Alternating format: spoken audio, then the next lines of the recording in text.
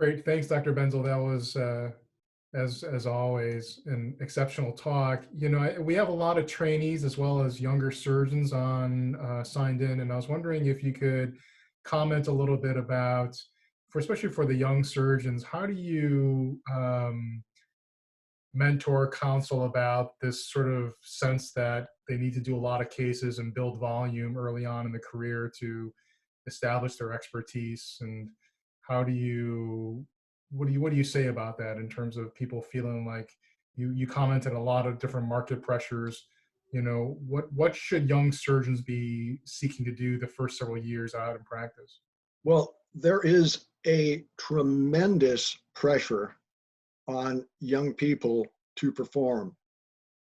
And the only way, young surgeons, and the only way they are really rewarded for performing is through the number of cases. If they're on salary, it means they're going to be advanced more. But I really think that's wrong. I mean, yeah, you get better the more surgery you do, but we got to be doing the surgery for the right reasons. We want to make sure we're clicking our heels when we go home at the end of the day. If we look at our data from the Cleveland Clinic, which is published on the internet, our results for managing back pain, various spinal disorders, are not that good. When we look at health-related quality of life metrics, yeah, we may achieve solid fusions and this, that, and the other, but are we really helping our patients? I think we need to look deep inside ourselves and ask these questions. And occasionally I see this where some young surgeons get caught up in just doing cases after cases after cases, and it's not necessarily for money. It's just because they think that's what they're supposed to do. But if they ask me, they should be doing what's right and carefully selecting patients.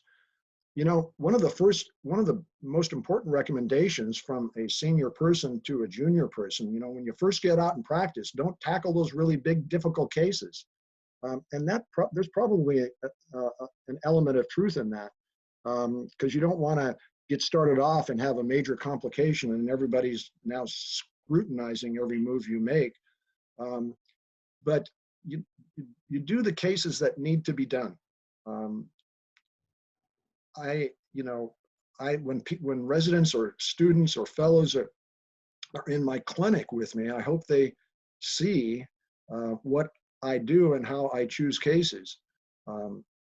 That's all I can do. That's my advice. Did I answer your question? No, absolutely. There's some great comments and also questions on the chat board, and I think that one of the also main drivers, as you know, in spine is technology. And how do you feel about incorporating these new technologies, whether it's for devices or imaging systems, to treat the radiology versus the patient? As someone, I know you've designed and innovated devices as well throughout your career. What do you think about that? What do you think about surgeons early on sort of picking up new devices that may not have been necessarily tested, or vetted completely? Well, yes, I was involved with several products, none of which really took off. They fell into the valley of death because there was inadequate funding to get them all the way to the finish line. Having said that, the old saying, you never want to be the first or last to use something. We get enamored with new technologies, toys. The tail oftentimes really wags the dog. I think there is the tail being industry. I think we are heavily and excessively influenced by industry in the spine arena.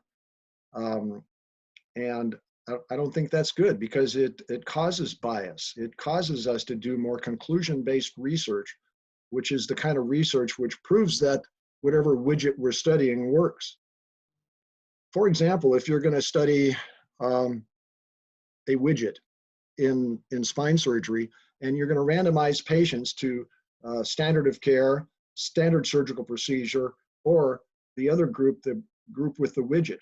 Now, I'm guessing that if you have 10 surgeons running this trial, all 10 surgeons are biased towards the widget, or they wouldn't be in the study. So this may be an industry-sponsored study, and there's bias from that. And if one of the endpoints is reoperation, the surgeon who is a pro widget will look at a patient who's post-op and say, you know, if the patient didn't get the widget, he'd say, you know, you probably need another operation. Whereas if he sees the patient that is having similar symptoms that had the widget placed, he may say, you know, I think we should watch this longer. We'll see if we can treat this non-operatively. So there's all sorts of bias. And then there's winner-loser bias with the patient. The bottom line is, the more I do, the less I do. And the more I do, the more I become leery or concerned about technologies. And you could call me a surgical Luddite or whatever, but I've made the statement, and it's an interesting concept, that mankind would be better off without spine MRI, because it leads to so much surgery and so much unnecessary and harmful intervention that using our clinical skills and maybe a myelogram CT, which would be used much more sparingly, might in the long run be actually better for our patients than the technology, than using that technology called the MRI. We probably have time for a question or two. We have a question from one of the residents on the panel asking, do you think that this pandemic is going to redefine sort of what is really needed in terms of spine surgery? And is that also going to affect reimbursements and what insurance companies are willing to pay? You know, now that we've sort of classified surgeries into what's really needed and what's not? I do, and I'm not sure that's a bad thing. First of all, we're probably going to do many more virtual visits moving forward and reserve face-to-face visits for patients who are pre-op or probable pre-op, or for suture removals. Yes, we're going to see, of the bunch of patients that I've already had that we were considering for surgery, I've already seen a couple of them improve. Okay, so now when we get back and say we're going to do surgery, we've got a new normal. We've got a new way of interacting with patients.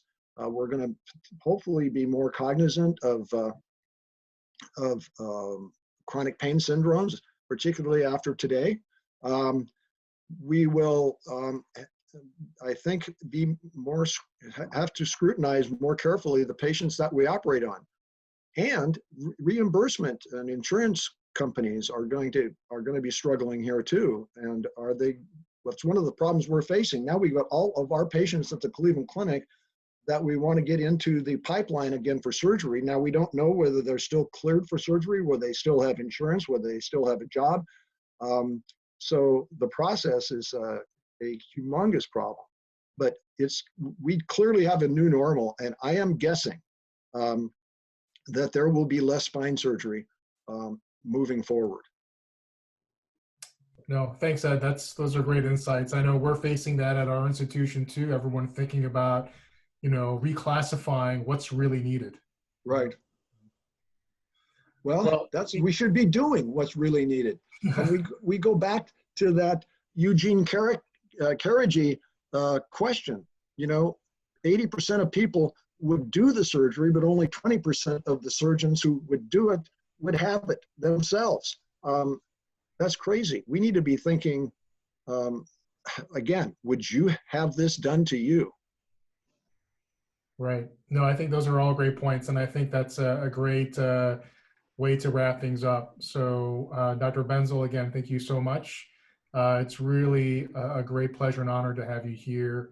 And I think from what I see on the chat board, everyone's really been impressed and also coming away with this with a lot of takeaways. So, thank you again, Dr. Benzel.